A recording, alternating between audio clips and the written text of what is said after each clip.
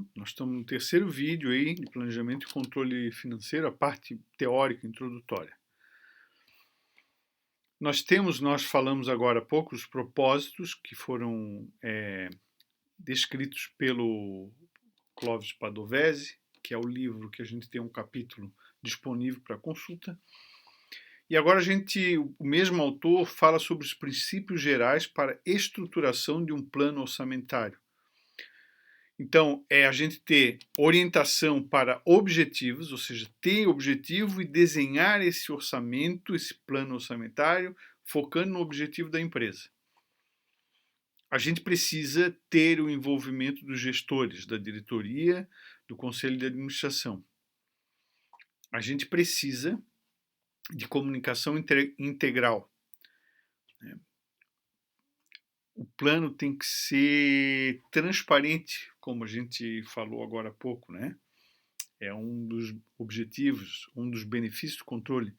Permite a transparência.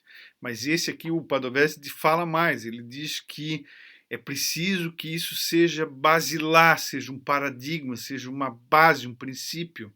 Né?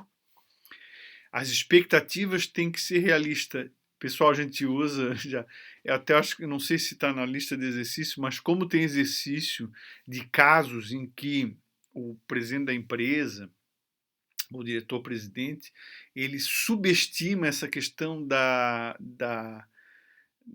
expectativa realista, né? E como tem empresa pequena, empresário pequeno que imagina que vai dar tudo certo, que vai vender horrores.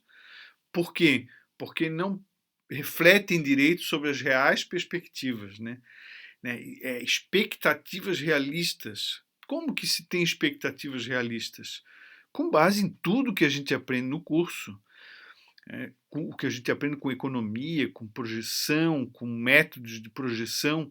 Aqui nesta disciplina a gente vai falar sobre alguns métodos de previsão, e não é o foco da disciplina, mas é um pedaço que a gente aborda como a gente pode fazer pesquisa de mercado, é uma saída, análise de tendências, é outra saída, analogia, qual a estimativa de crescimento do mercado, o meu tipo de negócio está associado a aquilo que eu vi do mercado. Eu sou pintor, tenho uma equipe de pintura. Então, eu pego lá nessas projeções do mercado imobiliário, de investimento, de gente que constrói, né, e verifico qual é a perspectiva de crescimento para o ano que vem. Aí eu transporto aquilo para a minha empresa, né? Presumo que aquilo vai... Então não pode ser fantasioso, tem que ser realista, né? Outra coisa muito importante fazer um comentário em relação a essas expectativas realistas é o seguinte, né? Estou aprendendo a mexer com essa caneta, ainda não sei direito.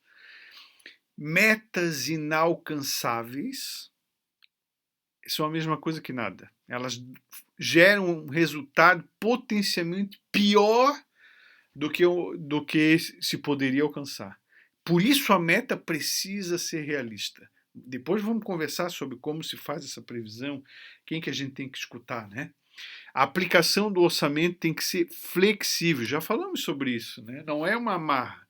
Orçamento é um instrumento de planejamento e, como tal, tem que ser entendido. Não significa que é totalmente frouxo, mas significa que não é fixo, né? Na área empresarial, a gente precisa admitir a perspectiva do orçamento não estar plenamente correto, ter uma margem de erro, né? Uma margem de desvio das nossas metas de receitas, metas, limites de custos e despesas. Reconhecimento dos esforços individuais, mesmo que não alcance aquelas metas. Isso também é um princípio geral de uma estruturação de um plano orçamentário, de acordo com o Padovese, né? Agora vamos falar sobre a questão da perspectiva ao longo do tempo do planejamento financeiro. Então nós, mesmo sendo planejamento financeiro o aspecto mais teoricamente tático, não é estratégico, é normalmente tático, o planejamento financeiro de longo prazo, em geral nas empresas, né, ele cobre um período de 2 a 10 anos. Eu agora não vou me recordar qual foi o autor que escreveu isso, se foi o Fresati ou se foi o Lunques, né, que é um professor da Universidade Federal, né? Mas o fato que o longo prazo aqui não é 30 anos, não é 40 anos, 20 anos, é 10 anos, né? 2 a 10 anos. As empresas que estão sujeitas a elevados graus de risco operacional adotam horizontes mais curtos. Elevado risco operacional, por exemplo, uma empresa que vende pacote turístico, uma agência de turismo. Uma agência de turismo ela tem normalmente uma realidade de venda que varia muito ao longo do tempo, né? Aumenta, mas varia muito ao longo do tempo. Diferente de uma padaria em que teria uma realidade assim mais variações menores, né? Alguma coisa assim, né? Ficou meio feio, mas uma padaria tem condição de fazer um planejamento de um prazo maior do que uma agência de turismo. Outra área, a área de informática. Na área de informática tudo muda muito rápido. Sempre vem uma tecnologia mais nova, precisa desenvolver softwares novos e tal. Então o cenário na informática, na área de informática, sempre é mais curto do que, por exemplo, se a gente pensar numa geradora de energia elétrica, ela construiu, né, vários sócios construíram uma PCH, uma pequena hidroelétrica para gerar energia. Todo mundo vai consumir. Aquilo foi construído pensando em 20, 30, 50 anos, né? Então, o planejamento financeiro tende a ser mais longo.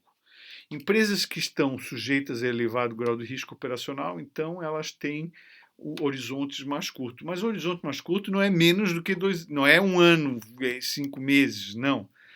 Menos curto significa que não vai dar 10 anos, que vai ser 2 anos, que vai ser 3 anos, porque nós estamos falando aqui de longo prazo. Então, longo prazo para a empresa de informática é 3 anos. Para uma empresa PCH, de geradora de energia elétrica, é 20 anos. Né? Representa um elemento essencial de uma estratégia integrada, juntamente com os planos de produção, de marketing, orientam a empresa na direção de suas metas estratégicas. Então, quando a gente fala plano financeiro de longo prazo, a gente está olhando já para planejamento estratégico. Assim como a gente poderia falar plano de produção de longo prazo. O que é um plano de produção? É se eu vou aumentar a minha capacidade produtiva adquirindo novas máquinas, fazendo investindo num novo processo produtivo, né? Eu financeiro preciso de dinheiro para fazer esses investimentos. Eu preciso de dinheiro para construir uma nova fábrica, para comprar um novo ponto comercial, para financiar essa mudança do sistema produtivo. Né? É nesse sentido. E uma ferramenta gerencial que viabiliza essa integração entre o objetivo estratégico da empresa e os diversos planos táticos, planos de longo prazo, financeiro, produção, recursos humanos, é o Balanced Scorecard, né? É utilizar um grupo de indicadores balanceados para ajudar no processo de gestão, no processo de convergência. Tá? Quem escreveu isso aqui tem no livro do Fresati e também do Lunks. Né? O balanço de scorecard é um artefato gerencial, de controle gerencial, tudo a ver com o que a gente está estudando, desenvolvido por Kaplan e Norton em 1983, já tem uma certa idade, pode ser utilizado como alinhador estratégico da organização. Propõe a utilização de múltiplos indicadores enquadrados em pelo menos 4 perspectivas diferentes para avaliar e controlar o desempenho operacional da empresa. Então, indicadores na perspectiva financeira, esses que você acabou de estudar, análise das demonstrações financeiras. Por exemplo, indicadores normalmente se usa aqui de rentabilidade, ROE, retorno do patrimônio líquido, ou ROI, retorno do investimento. Às vezes se usa o retorno do investimento. Indicador de margem operacional, poderia ser um outro indicador. Outro indicador financeiro, nível de endividamento. A empresa tem um limite de endividamento que ela tem que cumprir. Até pouco tempo atrás aí, a Petrobras não conseguia mais investir porque ela já tinha muita dívida. Tem projeto de investimento, mas para ela ter essa quantidade de dinheiro para fazer aquele projeto de investimento, tirar mais petróleo lá do pré-sal, precisava de investidores, né? E não tinha mais essa capacidade de financiamento, né? Eu posso ter também indicadores de solvência, de liquidez, né? Liquidez corrente, por exemplo, ou alguma que interesse especificamente a empresa. E vou ter indicadores de clientes, retenção, participação no mercado. Não é muito a minha área, mas deve ter diversos indicadores relacionados à satisfação pela venda de produto, né? Índice de, isso a gente pode até ver na área financeira, índice de evolução de produtos, de reclamações, de abatimentos. Vai ter indicadores de processo interno também na área produtiva, cada tipo de negócio vai ter. Aliás, esses indicadores são muito importantes, são os primeiros que a empresa está operando, né? Então, o que é? Quanto eu uso de custo para produzir aquele meu serviço, né? Aquele meu produto. E indicadores de aprendizado e crescimento. Então, são esses aí, né? Tem um esqueminha aqui, visão estratégica, está citado aqui. É Fresati, ó. Então, para eu ter sucesso financeiramente, como devemos aparecer para os nossos acionistas, né? Então, objetivos, as medidas, as metas e as iniciativas. Então, a gente coloca aqui os indicadores, né? As medidas são os indicadores. Quanto que a meta seria, qual é o percentual, né? Qual é o número que eu quero, quais são as iniciativas que eu vou adotar para alcançar aquelas metas, né? E assim para os outros indicadores, né?